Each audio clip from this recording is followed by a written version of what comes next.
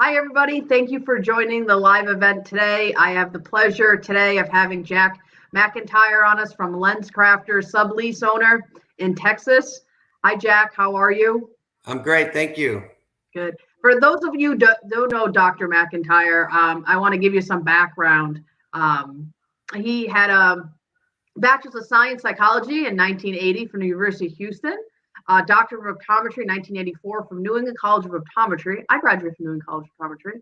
So there you go. Great school, great school. Associations, AOA, TOA, awards, Luxottica Entrepreneurial Doctor Award, Vision Monday Optometric Innovator Award, Lenscrafters Pinnacle Award, Activities Board Member of TOA, Lenscrafters Advisory Board, Board Member for ALLDOCS, and the list goes on. And, founder of his practice with Dr. Garza in Lenscrafters in Corpus Christi. Welcome. Thank you very much. Glad to be here. Yeah, it was an honor to have you on the show today, because I think you have a lot of great knowledge that you can give to our listeners, because you have one of the largest locations in the country at Lenscrafters, and you really have grown it. So I think this interview will help a lot of doctors understand the model and how they can possibly grow their own practice. Right. That'd be great. So what made you become an optometrist? I'm one of those, odd people. I wanted to be an optometrist when I was 10. It's all I've ever wanted. Not sure why, a 10-year-old, instead of being a firefighter or something, I wanted to be an optometrist. I think it's because I saw my own optometrist in Rhode Island. It seemed to be a pretty cool thing, helping people, regular hours and so forth. So even as a young person, I always wanted to be an optometrist. So everything I did was focused on to be one. So I'm a Rhode Island native. Who is your Rhode Island optometrist? The name isn't coming to me right now. He was in Coventry. Yes, there was only one in Coventry at the time. He was retired. He was my dad's best friend. So. Oh, okay. Yeah, they have a busy practice in Rhode Island right now. Yeah, and they took over from their uncle. I think it's probably that practice, because there's only one or two. But they're very successful business owners as well. Great. So what really interested you when you wanted to be an optometrist? What kind of sparked that interest? I just felt that you were helping people see. Back then, we weren't necessarily saving people's lives like we are doing now with the medical model and so forth, but it just seemed to be a good kind of doctor. It's not God bless everyone, with their different specialties, but it just seemed to be a very positive, optimistic. Your patients don't die on you, as it were, but you're doing something really good for them in the community. But you can have a life. It's pretty regular hours. You're not getting a 3 a.m. call. So it just seemed to me to hit all cylinders of what I was looking for. I wanted to do something to benefit people. I wanted to do something I could be good at, because there's plenty of things I'm very bad at. You don't want me changing your tire, for example. And it just seemed to hit all that. And I was fortunate enough to get accepted up to, at the time, Nuenco. And my classmate, Howard Purcell, is the president there. So I'm very happy for him. But I very excited when I got into it. And I've loved every day ever since. Yeah, optometry is one of those great professions because it has evolved, it's changed. I mean, we have that work-life balance. We can work for someone. We can have a corporate practice, private practice. We can change lives and sometimes save lives now with the medical model, because it's changed so much. And there's a lot of great doctors over the years that advocated for that. So for me, I want to say young optometrist, but not anymore. But have those benefits that other doctors kind of fought for. What made you want to be associated with Lenscrafters? Because that was when Lenscrafters really started out, right? I mean, so everyone was more pro private practice at that point, I believe. Absolutely. And in Texas and in Corpus Christi in particular, you really only got an eye exam from an ophthalmologist or Texas State Optical. So, and I was at a downtown location, and with the malls opening up, downtown was slowly dying like a lot of them were. and this young, aggressive company came on board with 1 hour service. I interviewed for the position and I got it. We opened up December 3, 1986 in the midst of a Texas recession. So sometimes ignorance is truly bliss. And, and we've been there ever since. We've had a number of remodels as we've continued to grow through the years. What did optometry look like back in 1986, especially corporate optometry? Yeah, it was very, very different. You know, we didn't have the equipment we have now. We were beginning the medical shift, but it was very different. I mean, if you saw anything, it was a referral. Where now, and I'm sure you're the same way, if you see something, you try to handle it yourself as much as you can, and only send out those things that the specialists truly need to see. They don't need to be looking. And this is something that happens a lot. Corpus Christi is the epicenter for the diabetes epidemic. So we see tons of diabetics. And the general MDs will send a diabetic to an ophthalmologist. And I tell the patients that there's really no reason for that. You have good, healthy eyes, and the only time to see a specialist, and by the way, you would want to see a retinal specialist if you get to that point. There's no need to go see an ophthalmologist. And I think they're getting all jammed up. I think optometry can be a very good thing for them. I know we tend to fight a lot on scope things, but I would think they'd want to just stay in their surgical suite and let us do everything else, all the primary care that we didn't do back in 1984, 1986 when I opened the practice. Yeah, I think that is, I think you start seeing a lot of ophthalmologists now just kind of want to just do more surgery and focus more on that. Yeah. I don't think we're seeing a lot of general ophthalmologists anymore anyways. And with scope of practice, we're seeing a lot of time, and we're so well versed when we come out of school. I think a lot of us don't realize it until we gain the confidence that we can handle a lot of these things. And we have a network of optometrists around us can help us too and guide us as we get more comfortable, especially for those young grads. That's right. So you kind of took it starting out, and then you have expanded, you've grown. I think you have like 10 doctors now in one location. I mean, that's one of the largest in the country. That's something to be proud of. Because you can say that, you know, Lenscrafters is part of it, but you have a big part of it too to grow that business because you've been there for such a long time. Yeah, in some ways it was a lot simpler when I looked in the mirror every morning and I said, "You're working," and that was it. I did work 6-7 days a week for 3 years.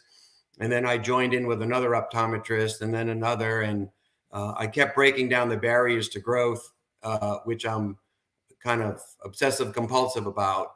As soon as we hit a roadblock, I've always addressed it, whether it's space or hiring people and stuff like that. So I've just, I like being busy. I want to be busy. I feel like almost spiritually, you know, God put me here to do eye exams. So it's nothing about the money or anything like that. It's just, I don't know how long I'm going to be here.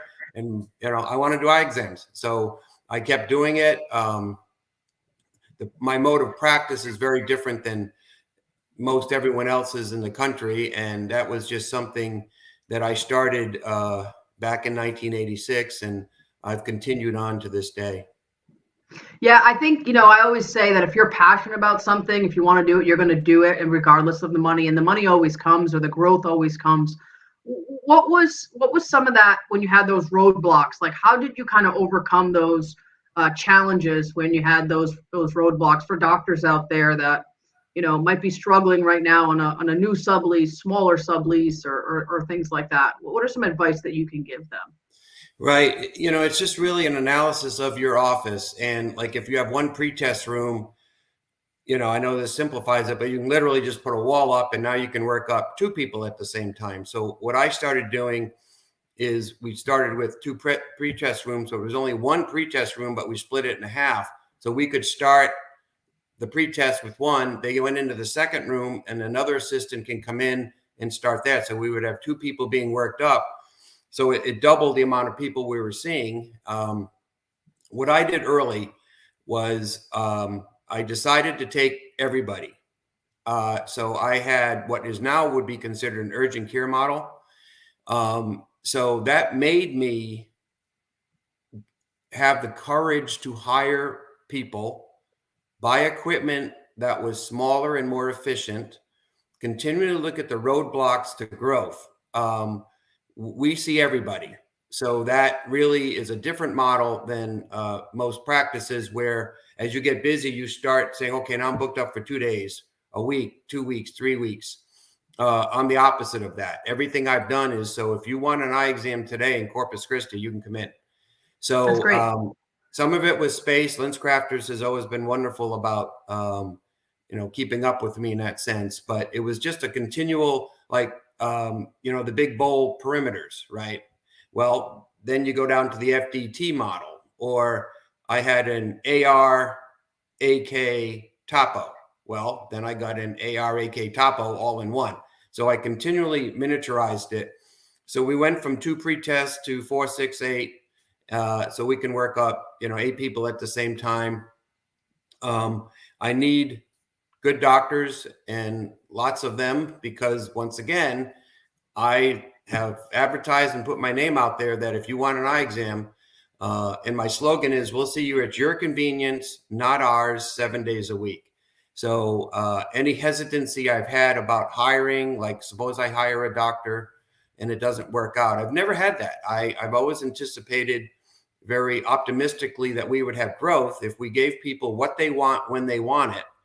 I'm very careful to not make it like a fast food. Oh yeah, we're efficient, but we're doing a really, not great job. No, we do a very thorough exam. And we have the OCT, the Optomaps. We're getting into dry eye. We have the IPL, LLT, meibomianography. We have an awful lot of things for specialty practice. But what I'm doing now, which I think is the key for my practice anyway, is maintaining the primary care, urgent care model, and at the same time running a separate specialty care, sclerals, glaucoma treatment, myopia management. It's not the easiest thing to do, but I feel it's important, because the vision plans, you can't survive on those. So I think it's very important for optometrists to find something they like, whether it's children's vision, vision training, low vision, specialty contact lens fitting, obviously the medical aspect of it. We're seeing a lot of medical now. I think COVID sped that whole process up. But my big thing is, I want to make you happy. I want to give you an eye exam that's excellent with friendly people. I coined a phrase many years ago with my managers as they began taking over hiring from me, was I want to hire genetically happy people. And this is almost from a Seinfeld thing, where I put my loud talkers out front, greeting people, and my low talkers in the back, filing insurance.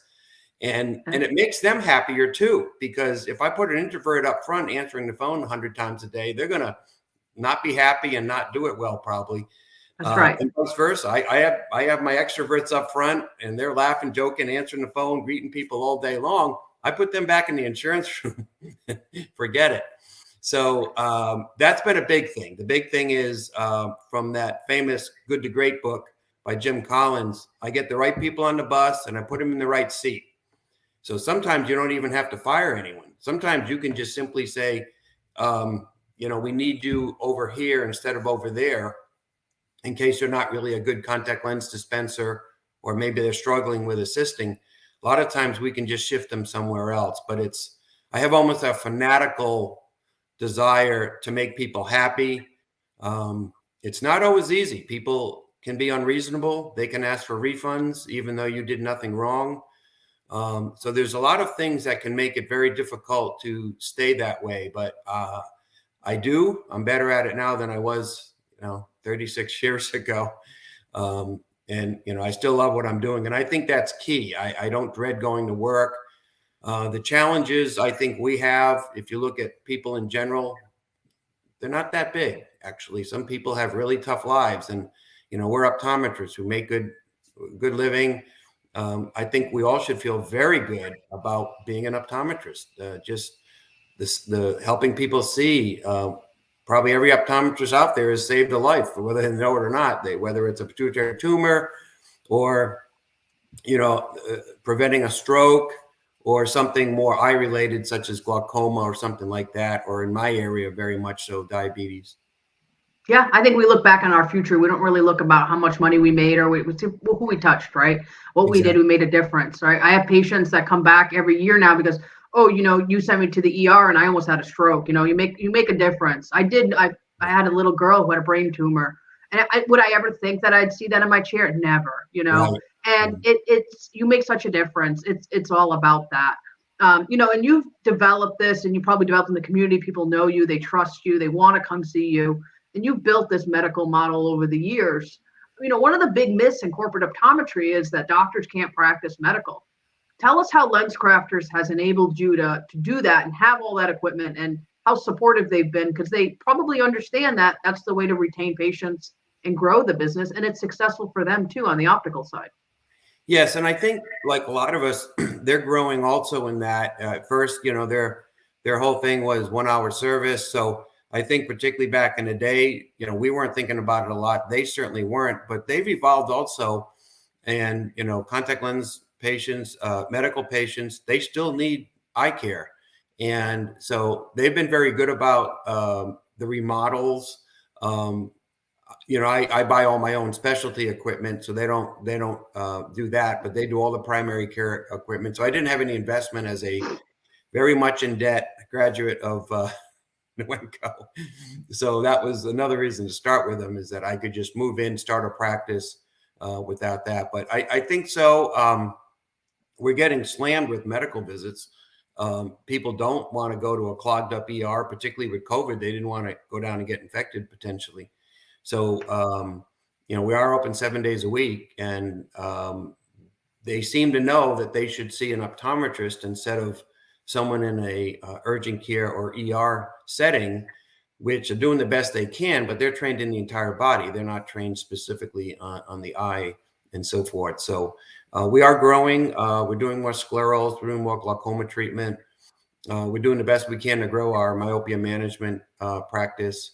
So the specialty things, I don't know if they ever go as fast as you want, but they're getting there. And at the same time, Yeah. I have enough doctors to just do the primary care and see people at their convenience, not mine. Yeah, I think it takes time to grow specialty, to get awareness, to get people on board and things like that. Some of the specialty is out of pocket too, so and some Yes. people don't understand with insurance. But what do you do with specialty clinic? Like, do you train all your doctors? Do you have a doctor that's maybe passionate with myopia management, and they'll see the regular one doctor, and then the doctor refers within the practice for that That's exactly what specialty? I do. I have specialty doctors. So I have one. I like having a bullpen, as it were, being from the Boston area. Of course, I'm fanatical about sports, so I like having a good bullpen. So I always have 4 doctors that can do myopia management, sclerals, glaucoma treatment, and so forth. But I have a main one that probably does 80% of it. And so I have a main scleral doctor, a main glaucoma doctor, a main myopia management doctor. And then when he or she is not there, then we go ahead and someone else can do it, because once again, we're open 7 days a week. So if someone comes in when that doctor's off, then we still have to do it. So we do. So that's what I do. I think the other thing is you get really good at it. I think if you're doing a ton of sclerals or a ton of glaucoma treatments or a ton of myopia management, you get good at it. So I didn't want 10 doctors being okay in anything. So we do have some that are strictly primary care, and they just stay up on the walk-ins and the appointments. We do take appointments for that. But I do specialize. Those doctors go to conferences. The scleral conference is excellent. Myopia management has an excellent conference. So that's what I do. We have a main one, but we have a bullpen. Yeah, that's great.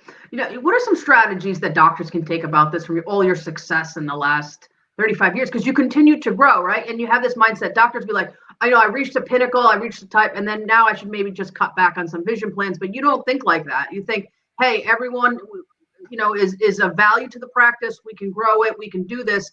What are some strategies to help doctors kind of do that, where instead of just cutting back certain things, to help grow like a sublease in general?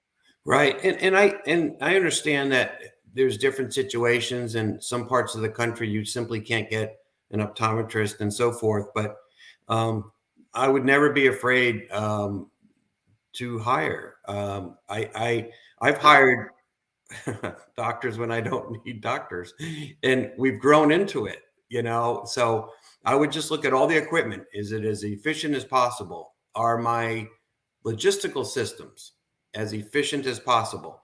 The doctors have to be bought in. I have a whole different system than most. I don't pay commissions or anything like that. I hire really good people who are really good optometrists who have really good personalities, and whether they do 10 or 40 exams in a day, they're there for me, and I do that. So I do a lot of things that are different than a lot of people like that. A big thing is the roadblocks. Like I said, if you are getting jammed up in your pretest, then maybe you need to expand it in some sense, or add a doctor lane, hire a new grad, and stuff like that. So it's just, I've always looked at and I ask my managers, they know a lot more. I've always said that, unfortunately, you have the general in the back, headquarters making all the decisions, but it's the one in the trenches in the front that know what's going on.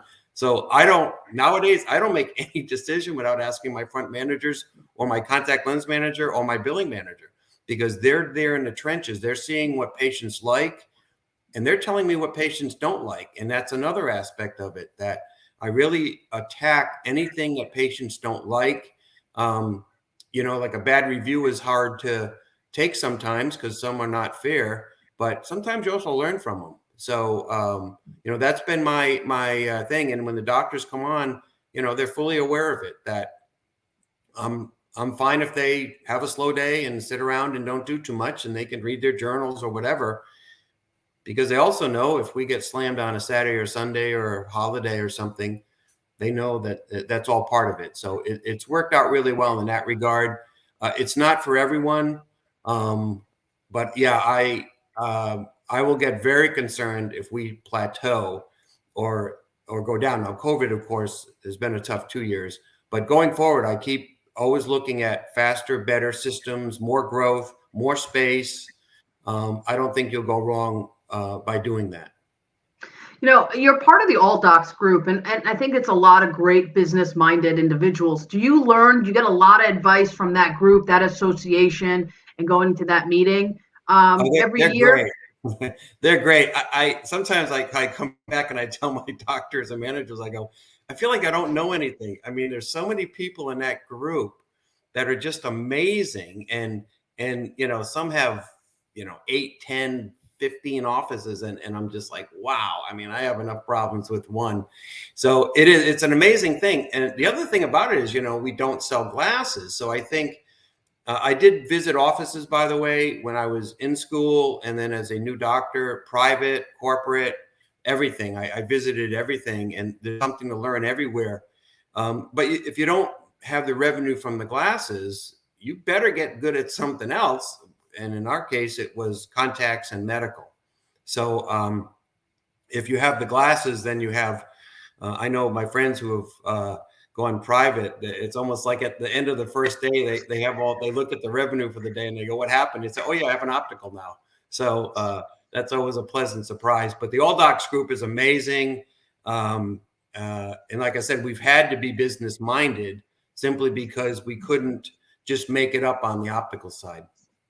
Yeah, and I think any Lenscrafters doctor should join the ALLDOCS group. I think it's good that you go there and you feel like you don't know anything, because it takes you out of your comfort zone, right? That takes you to your next level. So I'll go to conferences too, and I'm like, oh, I thought I was doing well, but maybe I need to step my game up, and that's good, because it continues you to grow and learn and kind of stay ahead of the game. And I think that's your growth mindset over the years, and that's why you've continued to grow over 35 years. I mean, and continue to expand. I mean, that's something to be said. I mean, one large location and probably doing the same volume and things like that as a doctor that has 2, 3, or 4 Lenscrafters locations. Am I correct? I mean, because you're kind of putting all your resources in one, right?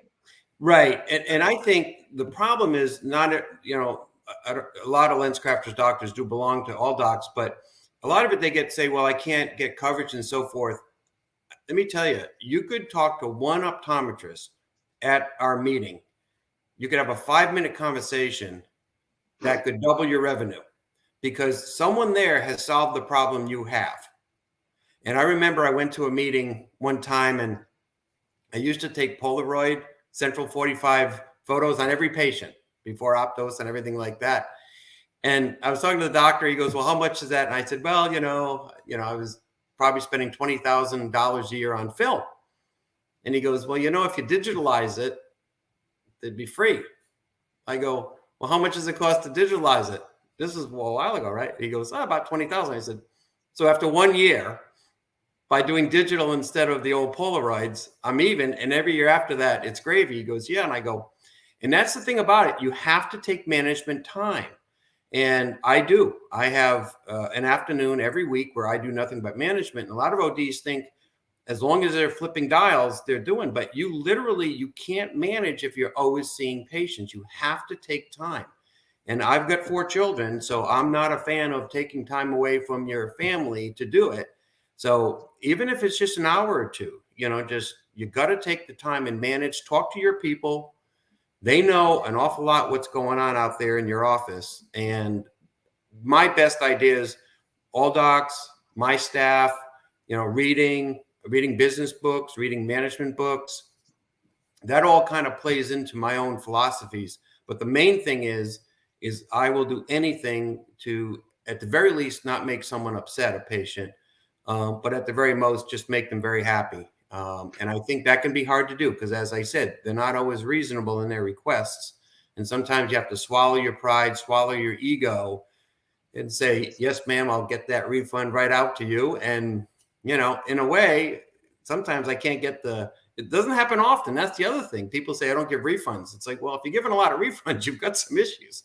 But out of all the many thousands of exams we do every year, I don't know, do we do 5 a year? Maybe, I don't know. But, I just want them. It's not a lot. Yeah. And I always said, I'm on the Board of Health in Rhode Island, and all the complaints that come through for doctors have always been about money. So I just say, hey, just give them their money and then just tell them they can go find another doctor, recommend other doctors, and that's it. You don't need those headaches every year.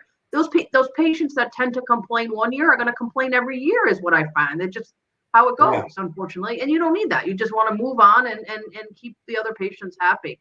When you take that time to do that admin, what are some things that you look at? Do you look at numbers, volume, doctor production? I probably look at less numbers than anyone in the country. I look at are the exams up or down and what's the revenue.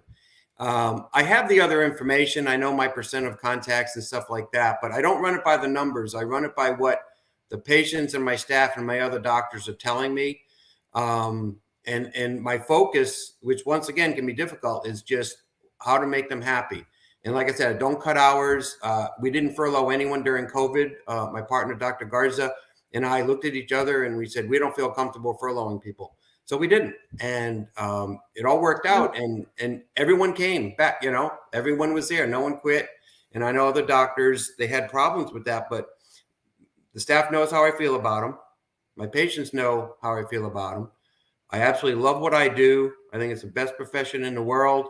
And I continue to strive till the day I retire. I'm going to have a tough day after retirement. I have a feeling because I love it. I just think optometry is the best thing ever. And I'm fortunate that Nuenco accepted me, and I'm fortunate it's worked out for me.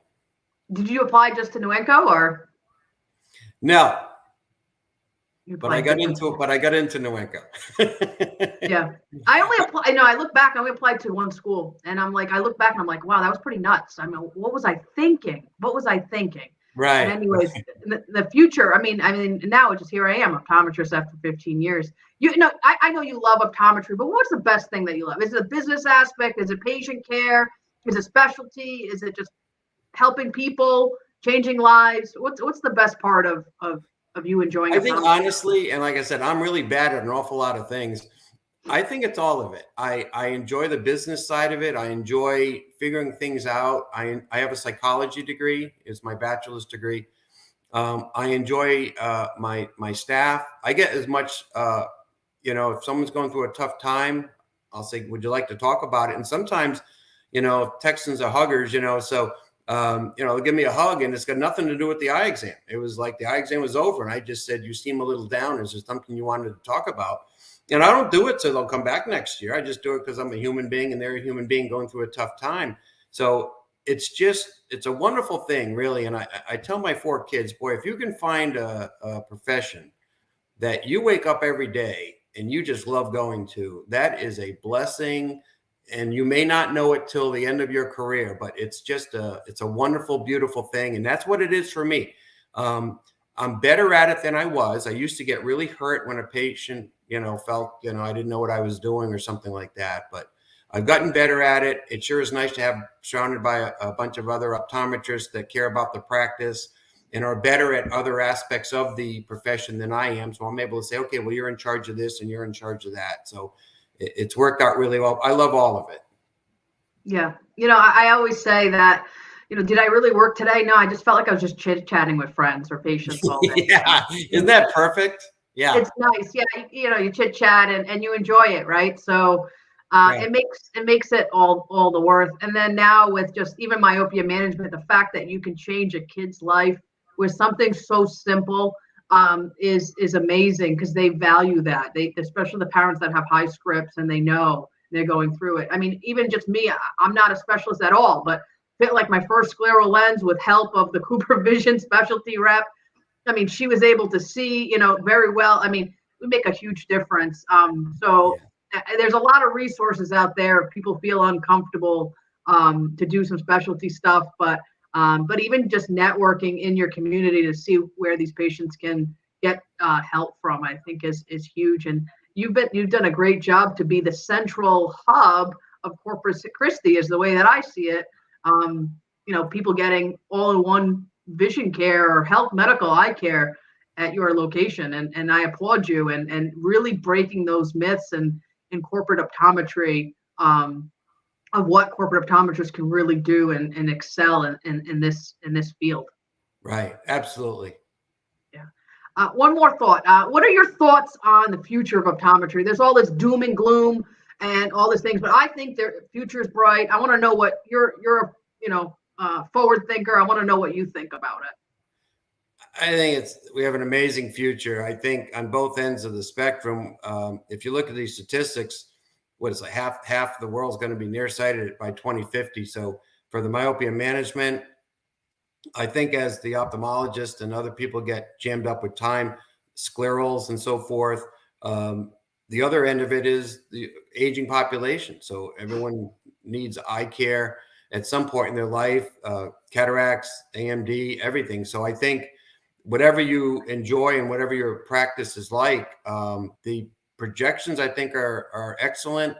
And there's been doom and gloom. I hate to sound like an old guy, but back in 1984, it was the same thing. It's like, oh, here they go. They're coming out with a machine that tells them what their prescription is. So you don't need optometrists. And here we are 37 and a half years later, and we're still going. So the other thing is I'm just an optimist. So I don't view things as challenges in the sense of, oh my God, this is a horrible thing. I look at it and said, okay, well, what can I do to minimize it? That's that SWOT, strengths, weaknesses, opportunities, and threat analysis. So I do SWOT analysis all the time. You maximize your strengths, you minimize your weaknesses or perceived weaknesses, and go from there. So I think our future is bright. I think we all just need to stay optimistic, make some good personnel and business decisions, and I think everyone's going to do just fine. Yeah, I think it's that growth mindset, that positive mindset. You get a lot farther, and it's the same thing with me here. There have been failures. It's been a lot of failures, but you kind of grow from them, and you grow, and you got so that come 15 years out now, it's come a long way from I come from school, but I've grown so much. I mean, it took so much time, but yeah, I'm excited to see what the next 20 years has.